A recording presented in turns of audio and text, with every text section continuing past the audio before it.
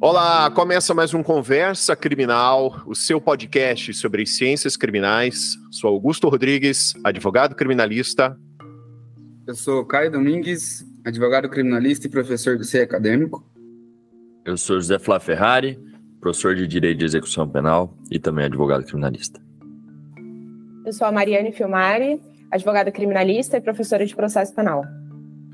Muito bem, hoje viemos aqui com os convidados para falarmos sobre o recente julgamento, que ainda está, da data desta gravação, ainda está em curso no Supremo Tribunal Federal, a respeito da descriminalização da posse para consumo de entorpecentes. Vamos discutir alguns aspectos do que trata essa ação.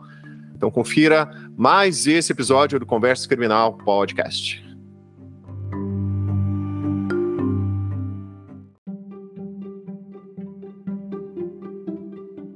Bem, gente, a respeito dessa discussão que está no Supremo Tribunal Federal, a respeito ali do artigo 28 da Lei 11.343 de 2006, mais conhecida como a nossa Lei de Drogas. O que vocês poderiam colocar assim como um apanhado geral para o nosso ouvinte ou para quem está nos assistindo aí no curso CEI? Uma introdução aí para o pessoal que nos acompanha. Se me permite fazer um primeiro apanhado geral sobre essa temática, a gente tem que lembrar que antes dessa lei, 11.343 de 2006, vigia a lei 6368 de 76. E o artigo 28, o atual artigo 28 da Lei de Drogas, alterou uma forma de enxergar a conduta do usuário e, de fato, individualizando em relação ao traficante, trazendo algumas outras formas de avaliar, de fato, quem que é traficante, quem que é o usuário. E nós tivemos o que antes era uma pena de até 2 anos, tá? Antes, na lei de 1976, a conduta do usuário era punida com uma pena privativa de liberdade de 2 anos. Na nova lei houve uma despenalização. Então, essa conduta do usuário de drogas, que uma vez é pego fumando um cigarro de maconha, cheirando cocaína ou portando drogas para consumo pessoal, que é esse, o tipo penal, a conduta agora ela é punida com advertência, com frequência em cursos, e aí em caso de reincidência aumenta, inclusive, dá para até dobrar, o tempo de cumprimento dessas prestações. Então, na verdade, nós tivemos sim um avanço na perspectiva da despenalização, mas ainda assim não tirou o caráter de crime da conduta. A conduta continua sendo crime e o legislador, o Estado, continua reputando que essa conduta é sim capaz de fiscalização pelos órgãos da segurança pública e pelos órgãos do sistema de justiça criminal. Não simplesmente o que nós buscamos que seja tratado como de saúde pública. E aí a discussão que a gente apresenta diz respeito ao recurso extraordinário 635-659, agora em julgamento no STF. E esse julgamento ele traz várias frentes de ataque em busca da declaração de inconstitucionalidade desse artigo 28, por ser, ou melhor dizendo, inconstitucional frente ao regramento da Constituição de 88. E aí, com base na dignidade humana, no pluralismo, na intimidade e na isonomia.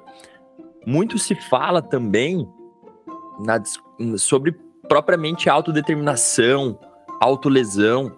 O cidadão é livre para escolher como ele vai passar seus dias, as condutas que ele vai fazer, as condutas que ele vai aderir. Ele tem autodeterminação para fazer escolhas próprias, tais quais causem lesão a si mesmo, desde que, logicamente, não atinjam um terceiro. E é isso que nós estamos falando. Inclusive, tem uma passagem do ministro Barroso muito curiosa, ele fala o seguinte: qual que é a diferença entre aquele ser humano, aquele trabalhador que chega do trabalho, abre uma latinha de cerveja, daquele que chega e acende um baseado em seu lar? Qual que é a diferença? As duas são drogas. Tudo bem, uma é lícita, uma é ilícita.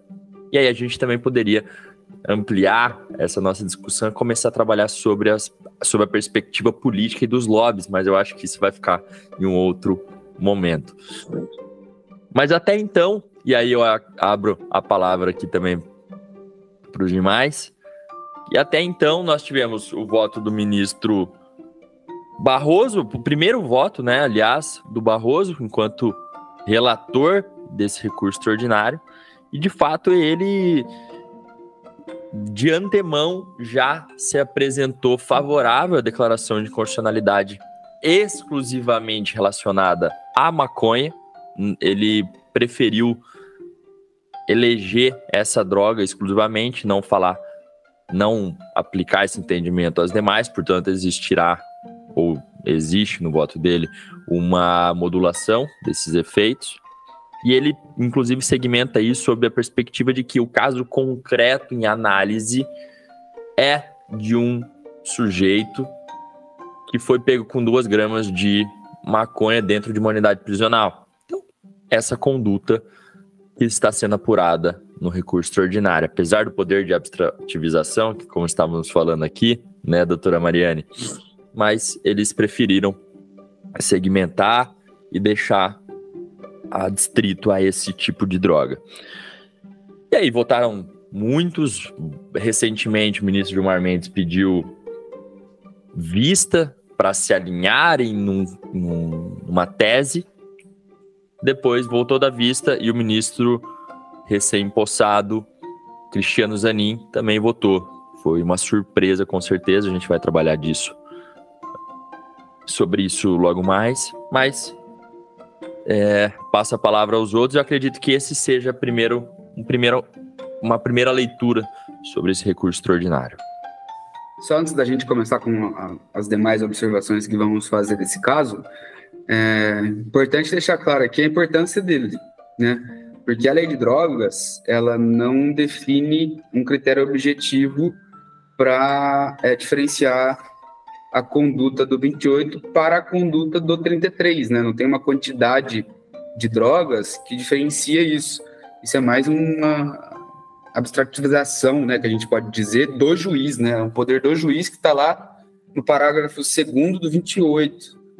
Fala que, para determinar se há droga destinada para consumo, o juiz atenderá à natureza e à quantidade, sem falar qual que é essa quantidade, né? Ao local, às condições que se desenvolveu a ação, às circunstâncias sociais e pessoais, bem como a conduta e aos antecedentes do agente. Muito subjetivo, muito abstrato, né? Então, por isso que essa discussão também é importante, e a gente vai falar aqui que não só estamos discutindo a inconstitucionalidade do 28, né? O julgamento ele também está indo para um caminho de passar a presumir que determinada quantidade de droga se adequa ao 28 e não ao 33.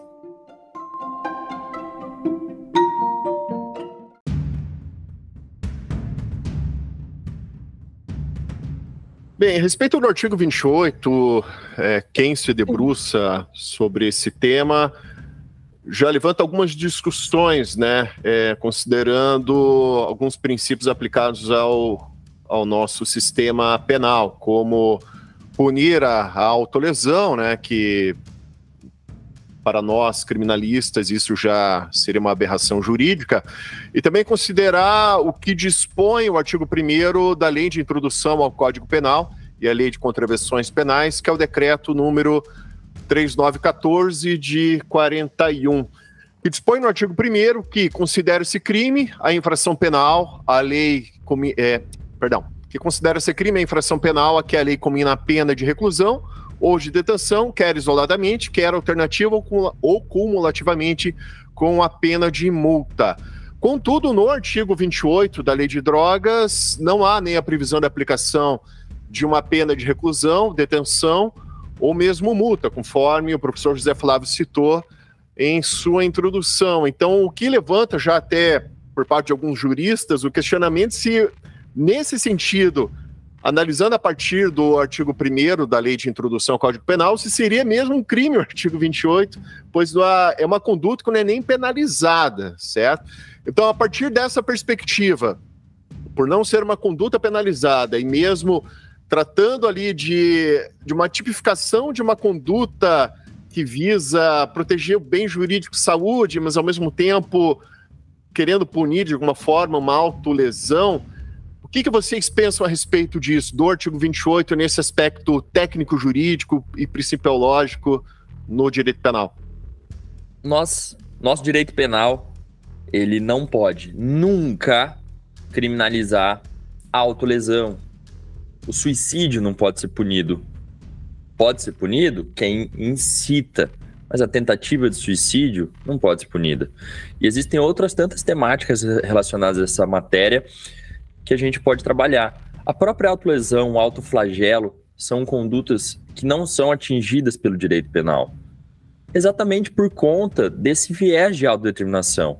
O sujeito, ele é capaz de tomar as decisões por si só. É lógico que se a gente estiver trabalhando uma perspectiva de acometimento de doença mental, aí é um outro cenário, tá? Mas não sendo esse caso de cidadão devendo ser tratado como cidadão e presumido como cidadão apto a tomar suas próprias decisões, o Estado, ele não pode infligir sua força e agir sobre o corpo dessa pessoa. Essa pessoa tem escolhas, essas escolhas têm que ser respeitadas pelo Estado e pelos outros cidadãos, desde que, logicamente, essas escolhas não afetem diretamente. Existem, logicamente, efeitos reflexos dessas condutas, mas isso não entra também na esfera da punição estatal, do direito penal. Isso entra em outras esferas, sobretudo familiares. E aqui o Estado também não deveria intervir, lógico, a depender do grau de abrangência dessas lesões externas e reflexas.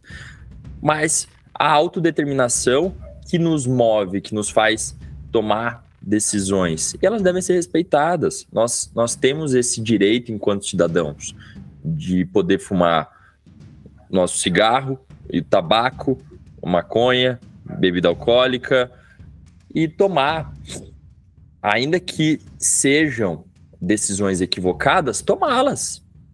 Nós temos esse direito. Existe, lógico, é uma questão de saúde pública, sobretudo. A questão do uso coletivo de drogas, o uso próprio de drogas, de qualquer tipo de droga que seja. E aqui a gente, na verdade, não está falando só sobre a maconha. É que o julgamento em si convergiu para esse único tipo de droga. E aí uma outra coisa me veio à mente também, o haxixe, por exemplo, é um derivado, né? É um subproduto. Será que ele estaria dentro desse julgamento ou não? Porque o composto ativo que vai sair no laudo, tecnicamente, é o mesmo, tá? É o THC. Enfim, acredito que o Estado, e aí os julgadores, com exceção de um ou outro ali, mas eles convergiram num lado positivo nessa temática, de que, de fato, não pode existir uma influência estatal, sobretudo penal, senhoras e senhores, porque é o que a gente está falando aqui, penal é a força do Estado visto de uma forma de punição para aquele usuário. Então, o Estado não poderia intervir na conduta do cidadão que escolhe fazer uso de droga, ainda que seja para fins recreativos. O que o Zé está falando, o Nilo Batista tratou sobre isso, num livrinho dele que chama Punidos e Mal Pagos. Uma coleção de artigos dele mesmo, né, que aí compilou nesse livrinho, e ele fala mais ou menos o que o Zé está falando, no sentido de a gente tratar todas as drogas de forma igual, qualquer que seja a droga.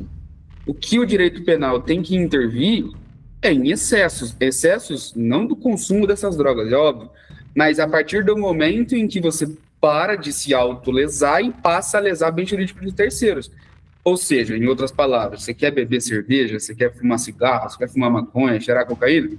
Faça isso. Agora, se você se exceder e lesar um bem jurídico de terceiro, causar um acidente de trânsito, chegar e ter uma briga um caso de violência doméstica, machucar alguma outra pessoa, isso vai ser punido.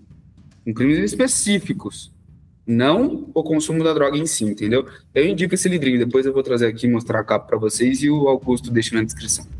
Puxando o gancho do que tanto o José Flávio e o Caio disseram, eu deixo como recomendação aqui sobre essa discussão de constitucionalidade, proteção de bem jurídico, um texto do professor Dimitri Dimoulis. Eu não sei se é exatamente assim que se pronuncia o nome dele, porque ele é grego, mas ele é professor de constitucional, doutor na área constitucional, e o texto dele se chama Problemas de Constitucionalidade da Criminalização do Tráfico de Entorpecentes na Perspectiva da Tutela dos Direitos Fundamentais. Ele vai falar mais especificamente do tráfico, mas ao mesmo tempo ele vai tratar dos bens jurídicos protegidos na criminalização das drogas, tanto do uso, do consumo pessoal, quanto do tráfico de drogas. E ele trata exatamente das questões colocadas pelo José Flávio com relação ao problema de se criminalizar a autolesão por meio da criminalização do uso de drogas.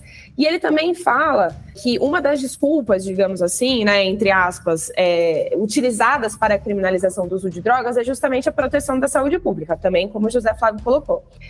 E o argumento é no sentido de que a saúde pública é um direito fundamental, né, que precisa ser garantido a todos, que precisa ser promovido, e para a gente garantir a saúde pública, a gente criminaliza aquilo que faz mal à saúde pública. Nesse exemplo da criminalização das drogas, as drogas. Mas a reflexão que ele faz nesse artigo também é muito interessante, no seguinte sentido: desde quando criminalizar a ofensa a algum direito fundamental promove aquele direito fundamental? Desde quando criminalizar o uso de drogas promove a saúde pública e garante às pessoas o acesso à saúde pública de qualidade? Então, assim, é um argumento completamente psicodélico, né? Esse de que a gente precisa criminalizar para que a saúde pública seja protegida e as pessoas consigam usufruir da saúde pública. Pelo contrário, a saúde pública, na verdade, né, é um bem jurídico, digamos assim, que precisa ser protegido e promovido pelo Estado de outras formas, por meio de políticas públicas de promoção à saúde, né? Por meio do SUS, que a gente já tem implementado, que precisa ser mais valorizado, né? Que precisa ser capilarizado. Então, assim, não é por meio do direito penal que se promove direitos humanos. Na verdade, o direito penal é como ali é o último escudo, né? De proteção ali ao direito contra a violação de terceiros. Agora, você querer fazer colar o argumento de que é o direito penal que promove, né, que faz com que as pessoas tenham acesso, é um argumento muito furado, né? E, enfim, o professor faz também essa reflexão no artigo dele e vai tratar também de outras questões relacionadas à política criminal, como o Caio colocou, né? Ele coloca nesse artigo também, o professor Dimitri, que a criminalização valoriza ainda mais a droga, né? O Alessandro Barata já fala disso também, né? Que a droga ilícita, ela agrega valor, a ilicitude agrega valor à droga. Por isso que ela é vendida tão cara. Talvez se ela fosse vendida de forma legal, o valor dela caísse. Então, assim, a ilicitude agrega valor, a ilicitude fomenta mercado de consumo.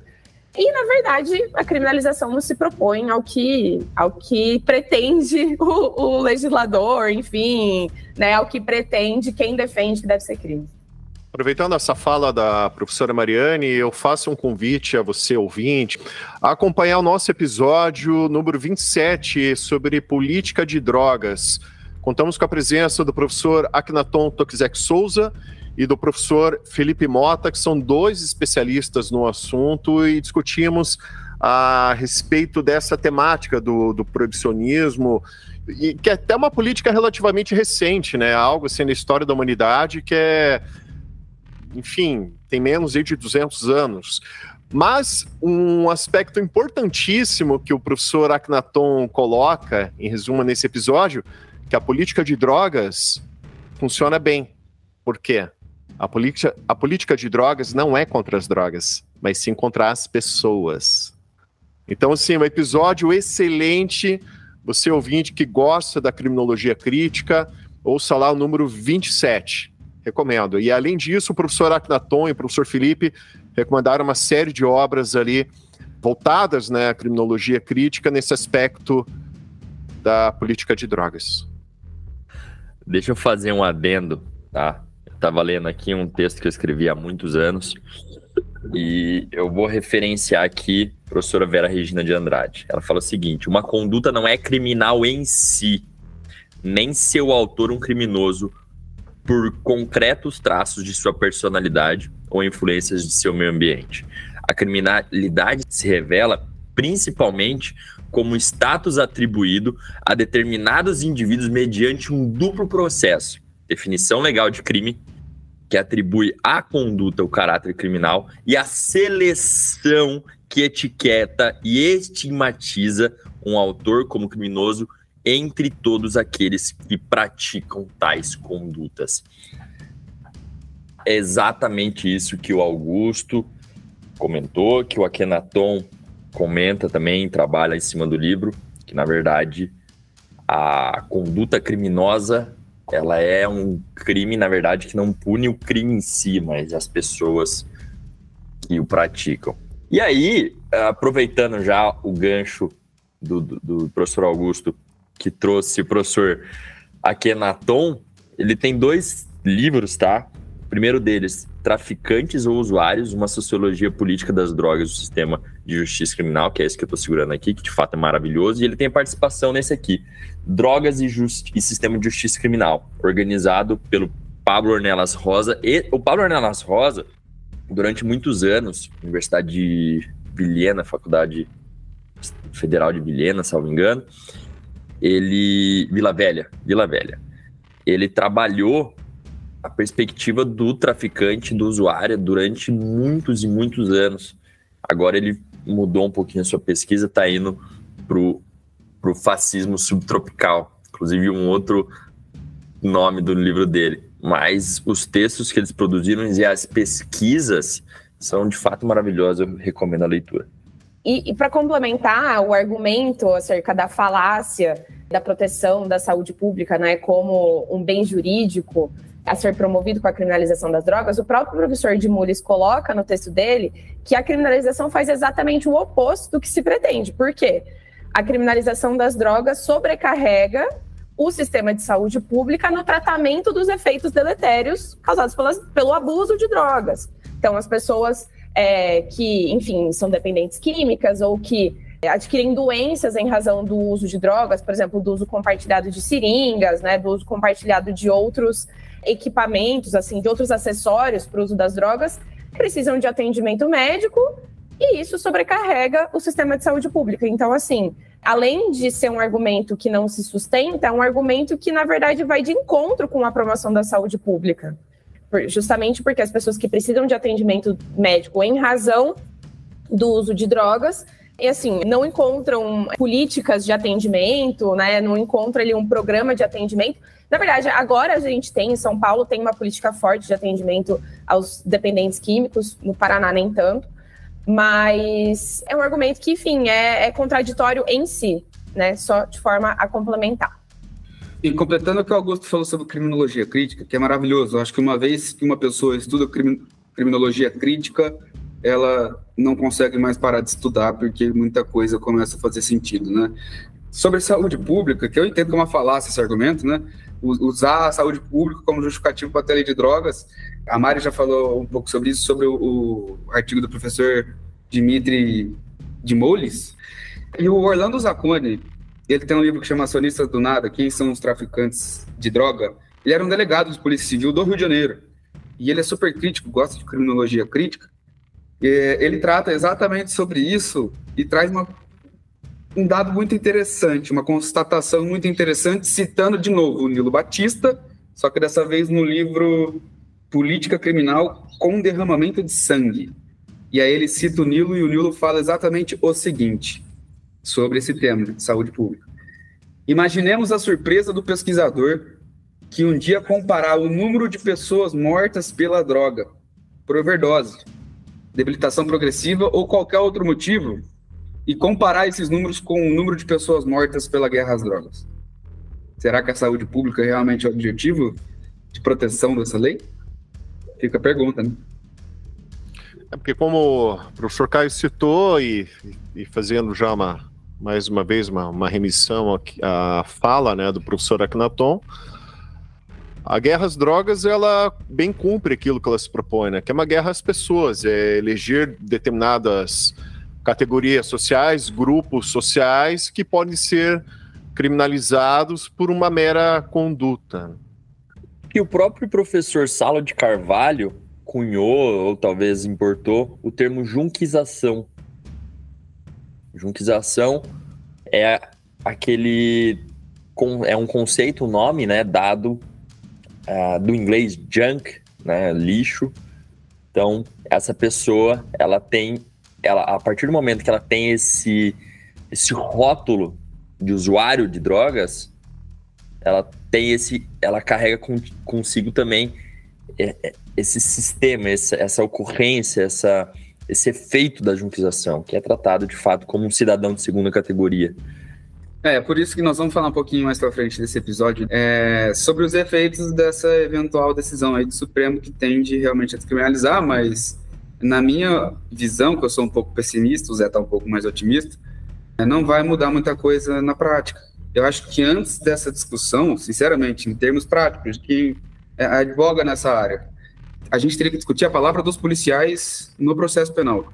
Qual a força da palavra dos policiais no processo penal? Porque independentemente, vamos supor que fixou que de 60 gramas a 100 gramas é uma presunção de que a pessoa incorreu ali no artigo 28. Ok, o policial vai fazer uma prisão flagrante de 1 grama, se ele falar que a pessoa estava vendendo, vai ser tráfico. Não vai... E isso acontece muito na prática. Então, nós vamos falar um pouquinho mais sobre isso, eu tenho algumas críticas a fazer.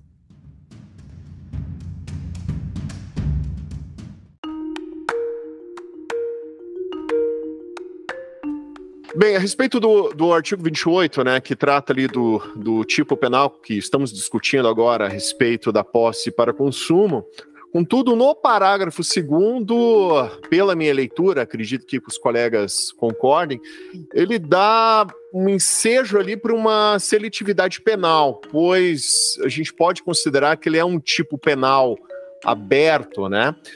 No parágrafo 2º do 28, consta aqui que para determinar se a droga destina-se a consumo pessoal, o juiz atenderá à natureza, a quantidade da substância apreendida, ao local, as condições em que se desenvolveu a ação, as circunstâncias sociais e pessoais, bem como a conduta e os antecedentes do agente. Então verifica que tem um grau de subjetividade ali grande, né?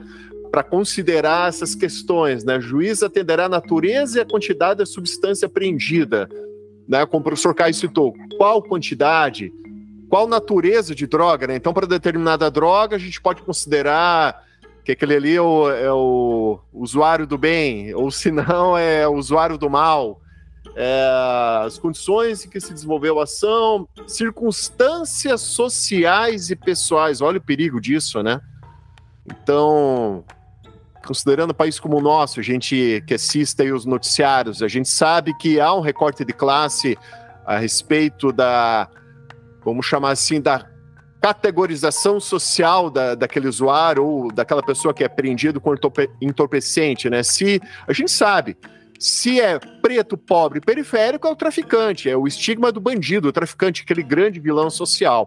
Agora, a gente também sabe, se é o branco, da classe média alta, é um jovem usuário, um rapaz foi apreendido ali com uma substância ou comercializando entorpecente. Então, a gente sabe que tem esse recorte de classe, né? E o que vocês pensam a respeito desse dispositivo do 28? Concordam com as afirmações que eu fiz? Se quiserem discordar, fiquem à vontade também, tá? Não tem como discordar. Gente, a Vera Malaguti, ela fala disso há décadas. Não é uma coisa que a gente tá descobrindo agora. Ela, na tese de mestrado dela, na dissertação de mestrado, eu acho que é de 1980 e pouco, e se não me falha a memória, é na UFRJ ou na UERJ, eu não vou lembrar agora. Mas é Drogas e Juventude Pobre, no Rio de Janeiro, né? Ela chega exatamente a essa conclusão de que para branco de classe média, a solução que o Estado dá é sempre medicinal, né? Porque é sempre para consumo, a pessoa está lá para consumir. E para preto e pobre é sempre uma questão criminal. Por isso que eu digo, de novo, sendo pessimista, que, no meu entender, as conclusões desses julgamentos não vão mudar muita coisa. O problema do país ele é social, a política criminal é extremamente seletiva, preconceituosa. Então, se a gente não definir outros parâmetros, por exemplo, o voto do Alexandre de Moraes lá, eu até fiz um post no Instagram e critiquei pra caramba, né? Que ele fala, não, beleza, de X a X a gente estava discutindo aqui antes, a gente não lembrava a quantidade, mas o Alexandre disse que é 25 a 60 gramas de maconha. 25 a 60 gramas de maconha, segundo o Alexandre, presume-se consumo, porte para consumo. Só que aí ele cria uma porrada de exceção, demais, né? Depois do mais é que começa a ferrar tudo. Depende de onde ele está. A pessoa vai comprar onde? Ela vai comprar no lugar onde vende drogas, que geralmente é na periferia. Então, beleza, aí já acabou a presunção de consumo, já virou traficante. Depende, isso aqui eu não entendi. Sinceramente, alguém me ajuda. A forma de acondicionamento, se tiver infrações. Eu até fiz o post um pouco debochando, porque eu falei, porra, a pessoa vai comprar 25 gramas e vai fumar um charuto de maconha? Ele quer que seja um charuto inteiro de 25 gramas. Não vai poder dividir para fumar 1 grama por vez ali. Então, assim, por isso que eu falo que na prática não vai mudar muita coisa. Não vai. Desculpa ser pessimista. É isso. E a questão da quantidade também que a gente sempre levanta, é tão complicado isso. Pois o usuário, muitas vezes, ele não vai comprar baseado por baseado ou pino por pino de cocaína toda vez que ele queira cheirar. Ele vai comprar ali o seu estoque mensal, enfim, por um período, para justamente não ter que ficar se arriscando a todo momento ir para a boca. Então, essa questão da quantidade é muito complicada. Pois o usuário, como eu falei, ele pode comprar uma quantidade por um mês todo, receber o salário dele, enfim, compra quantidade de maconha para o mês todo, quantidade de cocaína para o mês todo, então é bem complicado isso. Eu encontrei um problema técnico, jurídico mesmo, constitucional nesse voto do Alexandre, eu não sei se eu tô louco ou queria a opinião de vocês, que ele fala que de 25 a 60 gramas presume-se consumo. Para mim já tá errado, que a partir de 61 gramas vira uma presunção de culpa que não existe no ordenamento jurídico. E ele fala, e olha só, ele inverte o ônus, da prova. Que ele fala, se não me falha a memória no voto dele, que na custódia, que se o delegado permitir fazer o flagrante mesmo, ficar preso e ir na custódia, ele fala que a pessoa acusada poderá provar que era para consumo. Olha o problema, eu imagino primeira e segunda instância. Você não está louco. Não é um delírio da sua cabeça, é isso mesmo. Mas também só complementando o que o Caio havia dito com relação aos outros critérios colocados, não só pelo Alexandre de Moraes, mas por outros ministros no julgamento para se atestar, né, enfim, verificar ali num primeiro momento se é uso ou se é tráfico, a gente também tem que pensar que esses pontos de tráfico, né, que são enfim, sempre mencionados nos julgamentos, nas jurisprudências, como o Caio disse, são sempre pontos identificados na periferia. Mas, gente, a realidade é que a gente sabe que a droga, o varejo, né, é vendido em qualquer localidade da cidade e, inclusive, é entregue por meio de delivery. E a gente sabe que existe muita venda de droga nas altas classes, na classe média, enfim, o problema é que esses lugares não são vigiados como são vigiados os pontos de venda na periferia, né? Então, também a gente, novamente, volta ao ponto de que a seletividade é voltada para quem é pobre, para quem está na periferia e para quem é preto, enfim. Também isso é uma outra discussão. Acho que, inclusive, deve ter sido o Barroso que deve ter falado isso em algum momento, né? Que ele fala, a gente não pode também ignorar que existe droga sendo vendida por delivery. Sei lá, ele faz uma reflexão dessa que eu achei interessante ter sido feita por ele, mas enfim, também não resolveu muitos dos problemas porque os critérios subjetivos aparentemente continuarão a ser utilizados para definir quem é traficante e quem é usuário. Ô Mari, e aí eu fico me perguntando sobre, para que serviu então esse julgamento todo? Porque é o seguinte, eu sou otimista, tá? Eu ainda acho que vai existir, que existirão, melhor dizendo, situações em que qualquer um pode verificar e saltar os olhos que aquela situação, de fato, era de um usuário de drogas exclusivamente por conta da quantidade. E aí o freio aqui também vai ficar, talvez, muito a cargo do próprio delegado.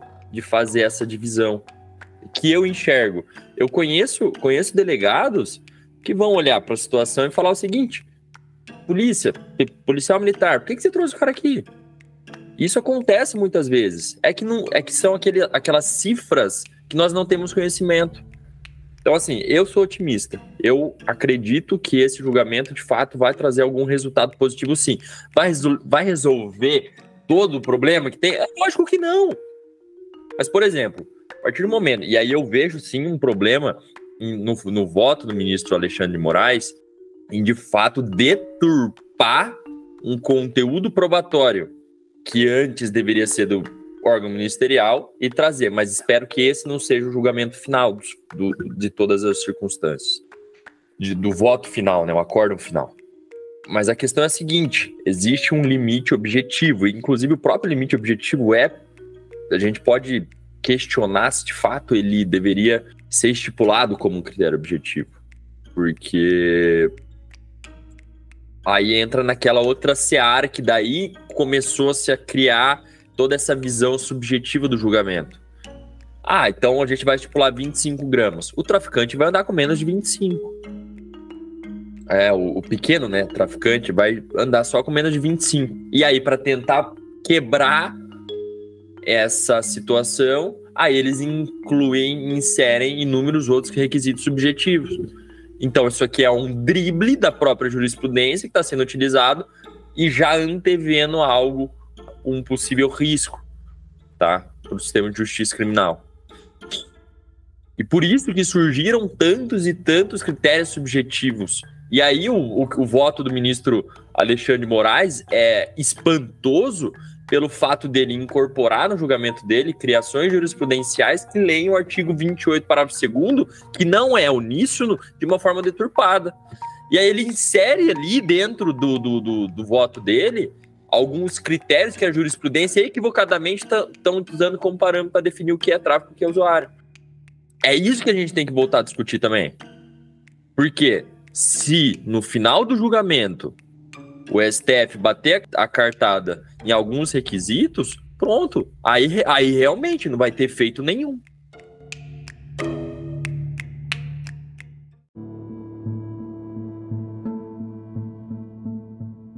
Tem uma tendência mais pessimista, assim como o Caio, né? Até inspirado no texto do professor Luiz Carlos Valois, como citei anteriormente nos bastidores aqui desse episódio, que a grande questão é realmente descriminalizar tanto consumo como venda, enfim, regulamentar pelo menos, né? E eu acredito que esse seja o caminho, né? Pelo menos a médio ou longo prazo. Mas, até pensando nessa fala do Zé Flávio, eu penso assim que tem dois aspectos, né? Como o Zé citou, você acaba um pouco assim com essa análise subjetiva, né? Que você gera uma insegurança jurídica enorme e que dá ensejo aí a muitas situações dos usuários serem enquadrados como traficantes. Então, você pelo menos tendo uma baliza ali, você acaba tendo uma segurança jurídica nesse sentido. E o que eu penso também é, pelo menos a gente está dando um passinho a mais em direção à descriminalização da venda, ou uma regulamentação da venda, da compra, do consumo, o que seja. Então, penso assim, nesse aspecto eu sou um pouco otimista. Então, me aproximo um pouquinho do Zé nesse otimismo, no sentido da gente ter uma segurança jurídica e pelo menos a gente, pelo menos um passinho a mais próximo a acabar com essa guerra às drogas, que, como foi citado, é uma guerra às pessoas, que ela gera aí uma mortandade de pessoas, né, o efeito colateral dessa guerra às drogas a gente vê diariamente no noticiário, né, quantas pessoas, crianças, né, que são mortas com base nessa guerra às drogas, de trabalhadores que são mortos, de policiais, né, lembrando que o Brasil tem a polícia que mais mata e mais morre, né, e com base numa guerra às drogas que não tem efeito nenhum, que a gente sabe que é só um enxuga-gelo. Quem quiser comprar, compra, vai ali na boca, sabe onde tem, ou tem o delivery. Quantas pessoas que eu conheço da classe média que tem seu delivery ali, eu conheço. A gente sabe quantas festas universitárias, né, ao consumo. Então, assim, é uma hipocrisia isso, é uma uma palhaçada. Isso que só serve para matar pobre, trabalhador pobre periférico. Porque a gente sabe que não tem operação policial no bairro da classe média. A gente sabe que não tem bala perdida no bairro da classe média. A polícia não chega lá com o caveirão ali, dando arrastão ali em condomínio da classe média. Isso ocorre só na periferia. E por isso que não há essa comoção social, porque a gente sabe qual é o recorte social de quem morre nessa guerra às drogas. O estado policialesco de vigilância, ele está na periferia e não nos bairros nobres, e não nos bairros centrais, né? E não é direcionado à classe média, à classe alta, mas sim sempre às classes mais baixas. Mas sabe o que eu fiquei pensando, Augusto, enquanto você falava? É que também, né, sou um pouco cética, um pouco pessimista aí no sentido de achar que esse julgamento vai, né, solucionar algum tipo de problema que a gente tem relacionado à criminalização, à guerra às drogas no Brasil. E também eu fiquei pensando no sentido de, será que realmente é um passo em direção à melhoria, à descriminalização das outras drogas? Porque, assim, é essa a chance que a gente tem de aprofundar a discussão da criminalização ou não de drogas.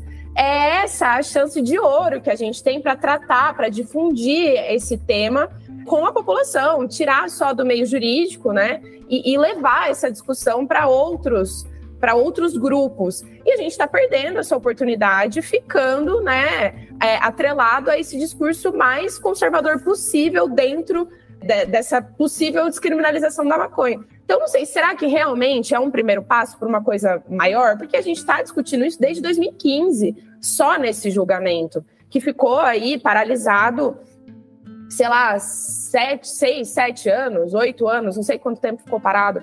Então, assim, eu também sou um pouco cética nesse sentido. Será que é um primeiro passo para uma discussão maior, mais ampla, de descriminalização de todas as drogas? Será que não era esse o momento exato, o melhor, né? O melhor momento para a gente discutir isso? E, assim, o voto que eu acho que mais contemplou a urgência dessa discussão, a importância dessa discussão e por que a gente precisava pensar numa descriminalização ampla foi do Gilmar Mendes. Só que aí, enfim, ele voltou atrás de modo a privilegiar o julgamento colegiado. E ele faz uma discussão muito baseada no que foi feito em Portugal, porque ele adora, né, fazer um paralelo entre o Brasil, né, enfim, a ordem constitucional brasileira e portuguesa, nesse sentido principalmente. E ele faz e ele traz, né, esse caso, esse exemplo de uma política que deu certo. Lógico, tem seus problemas, não é uma política perfeita de descriminalização, mas que deu certo em certa medida, que foi a portuguesa, tenta trazer isso para o Brasil, só que também isso meio que caiu por terra quando ele resolveu privilegiar a decisão colegiada, que também não é de todo ruim, enfim. Mas, sabe, não sei, eu acho que essa era a oportunidade perfeita que a gente tinha e isso está sendo... É uma oportunidade que está sendo jogada fora. Então, eu também sou cética nesse sentido, de achar que é um primeiro passo, de achar que a gente está discutindo uma coisa que vai ser ampliada no futuro. Eu acho que não, eu acho que a gente vai ficar estagnado nisso, até porque a gente não vai ver efeitos muito positivos dessa eventual descriminalização da maconha, né, dado tudo que a gente está discutindo aqui agora, e é isso. Eu acho que vai ser por aí. Uma outra questão que eu acho que também está no imaginário das pessoas é o seguinte: as pessoas estão pensando, bom, beleza, a gente até pode aturar a descriminalização da maconha, porque a maconha é uma droga mais leve, né, é uma droga cujos efeitos podem ser lidados, né, enfim, de uma forma mais fácil, não sei, né, não causa tanta dependência. Eu não tenho esses dados médicos aqui para tratar disso. Mas eu acho que o imaginário das pessoas vai nesse sentido, de tipo, a gente até atura a descriminalização da maconha, né? Permite o uso dessa droga porque é uma droga mais leve, é uma droga mais, né, tranquila de ser lidada, mas as outras, não, a gente não vai chegar nesse ponto de aturar a descriminalização dessas outras drogas. E assim, ainda que a maconha seja uma droga cuja dependência, né, não seja, enfim, não seja tão problemática como as demais, e eu não sei se isso realmente é verdade ou não, não sou médica aqui para atestar isso, não é disso que a gente está falando, né? Até porque o abuso do uso de qualquer tipo de droga leva a prejuízos na saúde das pessoas, e essa saúde vai precisar ser tratada de alguma forma, né? O álcool, que é uma droga lícita, gera problemas de saúde muito graves. E, enfim, esses efeitos na saúde das pessoas também precisam ser tratados. Então, também acho que passa por esse nível a discussão, que necessariamente não é um ponto, né, indispensável para a gente pensar na descriminalização ou não das drogas.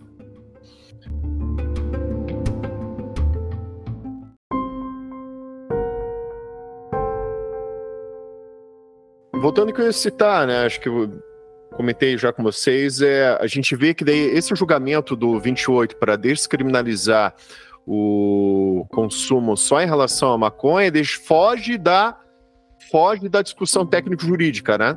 Porque daí, voltando, a gente falou da questão lá da autolesão, a questão lá da lei de introdução à legislação penal, que não considera a conduta criminosa somente aquela que tem pena, né, de reclusão, detenção ou multa. Mas daí, volta mais uma vez, cadê a discussão técnico-jurídica do Supremo? Porque, assim, se não é aplicável 28, não é aplicável 28, porque só a maconha. Daí já foge, né, como a Mari falou, já foge da discussão técnico-jurídica, daí já entra numa discussão de política criminal. Porque daí, mas a maconha a gente tolera, a maconha é socialmente tolerável, a cocaína, o crack, a sociedade já não tolera tanto, então vamos com calma, né, vai com calma aí que o santo é de barro, né. Então, foge... É problemático, a gente falou isso num outro episódio. O Supremo, ele foge do seu escopo técnico-jurídico constitucional para agir como uma política criminal mesmo, né? Porque, em outras palavras, eles não estão declarando inconstitucional o 28, eles estão declarando inconstitucional a portaria da Anvisa, que trata só sobre a maconha. Não tem muito sentido, entendeu? Exatamente. Então, assim, se o argumento fosse técnico-jurídico, o mesmo argumento seria utilizado para todas as drogas em relação ao 28. Não dá para você falar, por exemplo... Gente, não faz sentido jurídico, na minha opinião. Não faz sentido você falar, olha só, é inconstitucional a criminalização da maconha porque é autolesão. E você morrer aí. Gente, mas e cafeína? Cafeína também faz mal se você consumir em excesso, igual eu consumo. Fico agitado aqui. Pô, tudo. Então, assim, como é o mesmo argumento, não tem como se restringir a uma droga. Desculpa. Eu fico não, até... esse é o ponto principal. Se eu estou discutindo se a discussão de fundo é a constitucionalidade ou não, é a proteção do bem jurídico ou não, não tem como eu só tirar um tipo de droga, descriminalizar um tipo de droga. O argumento vale para todas. Mas aí cai naquilo que, né, a gente volta para aquele argumento que o próprio José trouxe anteriormente, que foi uma opção feita pelo STF nesse momento, porque a gente está tratando a discussão de um caso concreto que o caso original ali é o tráfico da maconha.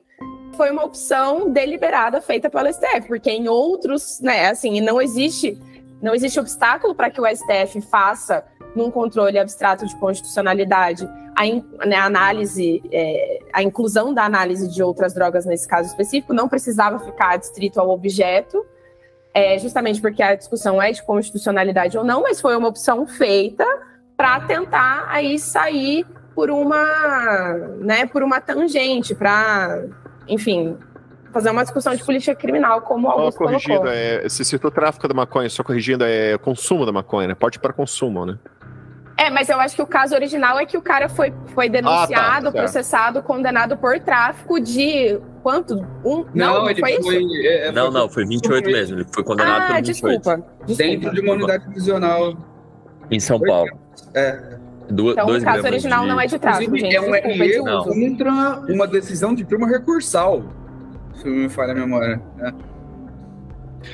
Ele foi pego com 2 gramas de maconha dentro da unidade prisional e condenado pelo 28. Daí a gente começa a pensar um pouco nos efeitos, né? É falta grave? A partir do momento que é descriminalizado 28, todas as faltas graves existentes... E aí que tá, acho que a gente podia ingressar já na questão dos possíveis efeitos técnicos dessa decisão. Que ainda é incerta, né, logicamente, mas a gente tem que trazer um pouco. Mas, por exemplo, a partir do momento que o STF... fazer um parêntese, desculpa, José, mas nem sei se, enfim, precisa colocar isso no episódio, é só um comentário, talvez em off, que o primeiro caso de dativo que eu peguei na minha vida, depois de ter formado, foi um tráfico de maconha de 1 grama no auto de avaliação, né, de apreensão e de avaliação, tinha a foto do baseado, gente. E o Ministério Público denunciou por tráfico. Depois, evidentemente, foi desclassificado, né? Eu não consegui, na verdade, rejeitar a denúncia, mas depois, no final do processo, houve desclassificação para o 28, depois a prescrição, enfim. Mas o cara... E ele ficou 4 meses preso. 4 meses preso. Por causa disso. 1 grama de maconha. É por isso que eu não acredito em efeito prático, igual a gente vai falar. Eu já tive cliente que foi preso em flagrante com 16 gramas de droga, tem ensino superior, branco, tem dinheiro e tudo mais. E imediatamente, ele nem foi levado para a delegacia, só fez o TCO, depois a gente fez uma transação, e eu já tive cliente com 2 gramas que foi condenado a 9 anos, primário. Aí vai me falar que vai ter resultado prático? Ah, me perdoa. Voto vencido, José Flávio, mas eu ainda sou positivo, eu ainda acredito que algum efeito nós teremos. Eu concordo com o Caio, logicamente, que essas situações esdrúxulas vão acabar acontecendo, sim. Mas pelo menos a gente vai ter um olhar mais acurado sobre as situações, e no STF pelo menos vai ter um pouquinho da decisão, a gente vai ter pelo menos alguns critérios a mais que a gente vai ter que levar em conta, sabe? Então eu sou positivo nesse ponto. Aliás, eu torço, né, para que tenha algum resultado prático positivo. Talvez é porque pensando positivo que a gente atrai coisa positiva, não é? Então eu tô pensando positivo. Mas seguinte, sobre os possíveis efeitos, Mari, eu acho curioso acho que é importante a gente trazer aqui algumas questões técnicas sobre os possíveis efeitos dessa decisão. A partir do momento que o STF declara inconstitucional um determinado texto legal, essa decisão, além de ter um efeito erga omnes, né, sobre a constitucionalidade, ela é ex tunc ipso facto. Ela vai retroagir para todos os fatos que foram analisados e se debruçaram sobre essa matéria até então. Portanto, vai necessariamente tem que ser trabalhado a partir de revisões criminais, os casos em que isso se discute, que a defesa verifica viabilidade de discussão. Então, a partir do manejo, e aí o Caio está aqui, melhor do que ninguém para falar sobre isso, vai precisar manejar revisões criminais, eventualmente habeas corpus substitutivo de revisões criminais, e na execução penal, que é um tópico que eu já previ há alguns anos, não vai mais existir falta grave por conta do artigo 28, que é a regra, né, quando há apreensão de alguma droga dentro da unidade prisional, eles dificilmente vai para tráfico e classifica como tráfico. Via de regra é o artigo 28. E não vai existir mais falta grave. Então todas essas faltas vão ter que ser igualmente revisitadas e anuladas, porque deixa de ser característico deixa de ser ofensivo a um tipo penal, e aí não é mais o 52 da LEP que vai reger essa falta grave. E se o legislador estadual quiser dispor que a posse de droga é uma falta média ou leve por ser um objeto proibido, tudo bem, mas é falta leve ou média, não grave. Grave somente cabe à legislação federal dispor. Mas, Caio, comenta aí um pouquinho mais sobre as possíveis estratégias em busca, né, da aplicação desse entendimento. Vamos começar a criar um cenário possível aí para os nossos alunos, para os ouvintes, dos parâmetros que vão ter que ser inseridos e trabalhados dentro dessas revisões para buscar a aplicação do entendimento. Primeiro que para processos que começaram depois do julgamento, depois do término do julgamento, tá?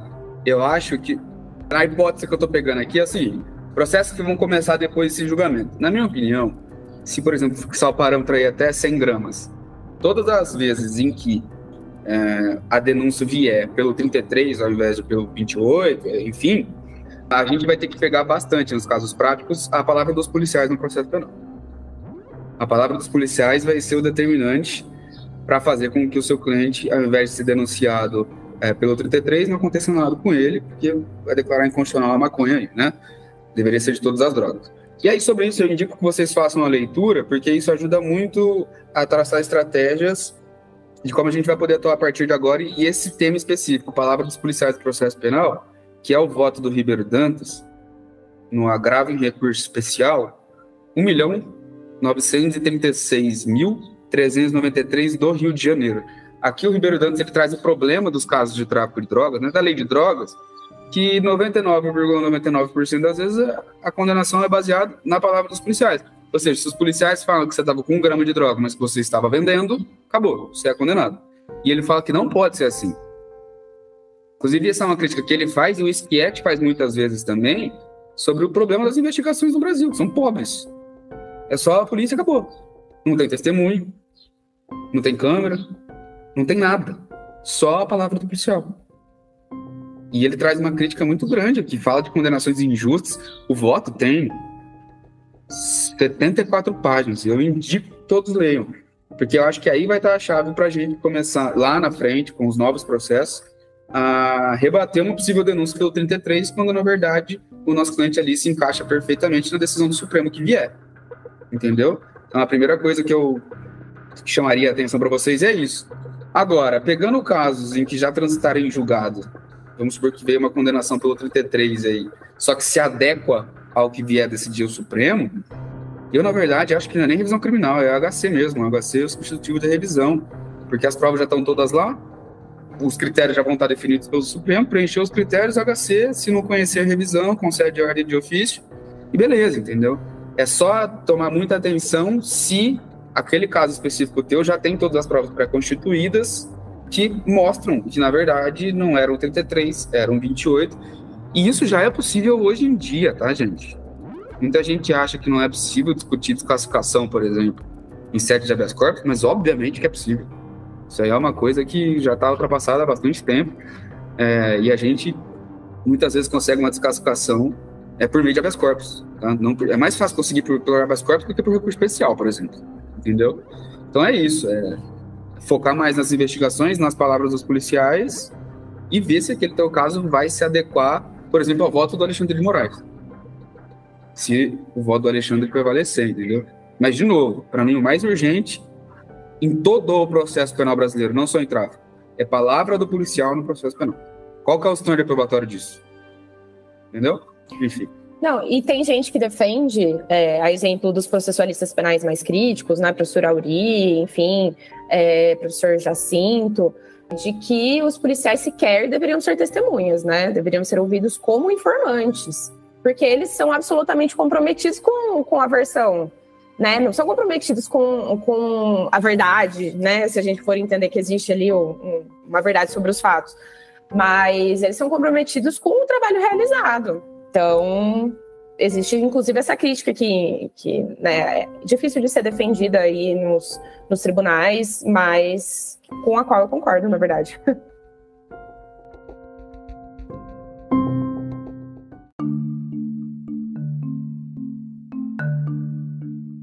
Então esse foi mais um Conversa Criminal Podcast. Quero mais uma vez agradecer a presença aqui dos convidados, a professora Mariane Fiumari, professor José Flávio Ferrari, professor Caio Domingues, que esse episódio também é um oferecimento do CE Acadêmico, né? Afinal de contas, ele especialmente vai entrar no curso sobre advocacia, né? Defesa na lei de drogas. Então espero você, aluno que está acompanhando esse material, também tenha gostado desse nosso bate-papo. Também eu deixo aqui o espaço aberto para os convidados, se quiserem passar algum recado para os nossos ouvintes e para os alunos do CE Acadêmico, por favor, fique à vontade. Augusto, se me permite iniciar esse até logo. Antes de mais nada, meu muito obrigado pelo convite, fico extremamente honrado em poder participar aqui de mais um episódio. Aqui eu sempre saio daqui um pouquinho mais ciente da minha ignorância, que conversar com pessoas tão grandes como é você, o Caio e a Mari, eu sempre vejo que eu preciso estudar um pouquinho mais para, de fato, conseguir dialogar com vocês. E eu saio daqui também um pouco mais crítico toda vez que a gente vem conversar. Mas vamos lá. Antes de mais nada, eu queria indicar o nosso curso, em que somos professores, eu, a Mari e o Caio, que é o Fórmula da Defesa na Lei de Drogas. Em breve lançaremos a nossa segunda turma. E assim, é um curso de fato completo que vai te preparar desde a investigação até a execução penal. É algo que não existe no Brasil, é algo completamente diferente. Bom, eu vou indicar necessariamente alguns livros, tem alguns outros, lógico, que eu preciso trazer, mas o Caio já vai fazer essa vez, tá? Mas antes de mais nada, Luiz Carlos Valois, O Direito Penal da Guerra às Drogas, esse aqui, sem nenhuma dúvida, é um livro extremamente robusto, que trabalha a guerra às drogas de uma maneira brilhante. Vou trazer também os livros que eu já indiquei no curso aqui da nossa explanação, Traficantes ou Usuários, do professor Akhenaton, e o livro organizado pelo Pablo Ornelas Rosa, Pedro Rodolfo Maristela de Moraes e Akhenaton, que é Drogas e Sistema de Justiça Criminal. Essa é uma coletânea de artigos e capítulos, muito bom. E também vou indicar, sobre a perspectiva da execução penal, um texto que eu escrevi com o professor Rafael Júnior Soares, Efeitos da Descriminalização do Uso de Drogas na Disciplina Penitenciária e Execução Penal. Ele foi publicado na RT, edição volume 1024. Esse aqui foi meu TCC, que logicamente eu trabalhei ele um pouquinho melhor para publicar na RT, e tá lá no meu academia.edu, quem quiser também. Gente, meu muito obrigado. Passo a palavra aos demais. Gente, eu sou um péssimo marqueteiro, mas realmente nosso curso ele é legal, sabe? Do inquérito da execução penal só na lei de drogas, e ele é muito crítico mesmo. A gente tem aula de insignificância em delitos de drogas, tem aula de inconstitucionalidade do 28, óbvio, né? Tem aula... A Mari dá aula de investigação criminal ofensiva, vejam só, né? Então, assim, é muito legal e eu indico, né? Tem jurisprudências, modelos, parte específica de HC, enfim, um monte de coisa bacana. Minhas indicações de livros, tá? Era o Drogas e Juventude Pobre do Rio de Janeiro, né? Que fala aquela questão que eu cheguei a tratar rapidinho, sobre para branco ser uma questão medicinal, ou seja, porte de droga para consumo, e para preto, pobre, ser questão criminal, né, tráfico, isso aí, é muito tempo. Inclusive a Vera fala, conclusão que eu cheguei do que ela pesquisou ali, que a atitude suspeita para os negros é o quê? Ser negro, é isso. Por isso que a polícia aborda eles. Acionistas do nada, quem são os traficantes de drogas? Do Orlando Zacconi, que fala principalmente sobre essa questão da saúde pública, que a gente tratou bastante aqui. O livro que eu indiquei do Nilo Batista, Punidos e Mal Pagos, sobre aquela parte que a gente falou que tem que tratar todas as drogas iguais. O que a gente tem que fazer em relação ao direito penal é cuidar dos excessos, né? Em crimes específicos, né? Lesão corporal, dirigir bêbado, etc, etc, etc. E quando Augusto fala sobre a política criminal ser muito seletiva, fala de criminologia crítica e tudo mais, é o direito penal brasileiro, volume 1, do maior de todos, que é o Zaffaroni, né? Quando ele fala de criminalização secundária, está lá nas primeiras 40 páginas. Essas são as minhas indicações. Eu ratifico e reitero as indicações feitas pelo professor José Flávio, pelo professor Caio, principalmente do nosso curso, né, que vem aí a segunda turma. Mas, além, então, das indicações específicas sobre drogas, né, sobre a criminalização das drogas, já feitas, eu indico também, vou indicar 2 livros aqui para quem quiser entender para quem se direciona a política criminal e principalmente para quem se direciona a política criminal de drogas. Então, são 2 livros muito famosos dentro da criminologia crítica. O primeiro deles é A Punição e Estrutura Social, do Rush e do Kishheimer, e o segundo é O Cárcere e Fábrica, do Melossi e do Pavarini, para quem quiser entender para quem funciona a política criminal dentro das sociedades capitalistas, né? Dentro do capitalismo, para quem se direciona e para quem serve, principalmente para quem serve a política de drogas. Acho que são 2 livros fundamentais da criminologia crítica que nos trazem clareza a respeito dos alvos da criminalização. Eu acho que toda a coletânea, né, da Revan, Revan, né, da editora Revan, toda essa coleção aí Quem tiver a oportunidade de ter, que o tenha. As indicações vão constar na descrição desse episódio. Quero mais uma vez agradecer a presença aqui dos convidados e principalmente a você, ouvinte ou aluno que nos acompanhou até esse momento, e te peço uma gentileza.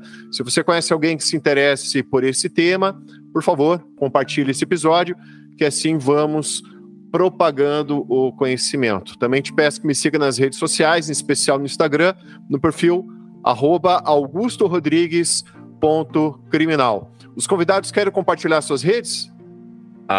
@puxandopena. O meu é @descriminalize. Pelo nome já dá para ver como eu sou radical. O meu arroba é menos bombado do que os três anteriores, mas é @Mariane Filmari. Esse foi mais um Conversa Criminal Podcast. Muito obrigado e um grande abraço a todos.